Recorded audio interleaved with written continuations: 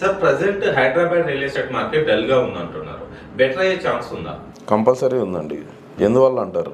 ఏమవుతుంది government change అయిన తర్వాత డల్ అంటున్నారు. లేదు, కంపల్సరీ బెటర్ అవుతుంది. ఎందుకంటే లాస్ట్ ఇయర్తో చూసుకుంటే ఇయర్ 2025లో ఫస్ట్ 6 మంత్స్ మనం చూసుకున్నట్లయితే మొత్తం 1922 అప్రూవల్స్ వచ్చినాయి హెచ్ఎం. లాస్ట్ ఇయర్తో చూసుకుంటే ఇప్పుడు double. Last year I think 800+ approvals.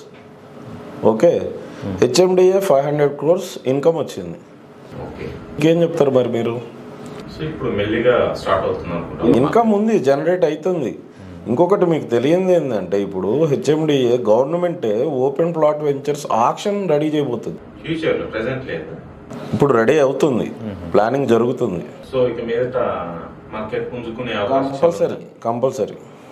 అంటే ఇంతకు ముందు ఎప్పుడు లేదు కదా గవర్నమెంటే డైరెక్ట్ గా ఇలా చేయడం. ఇంకా ముందు మంచి ప్రాజెక్ట్స్ వస్తున్నాయి, ఇన్వెస్టర్స్ వస్తున్నారు, అందువల్ల జరుగుతుంది.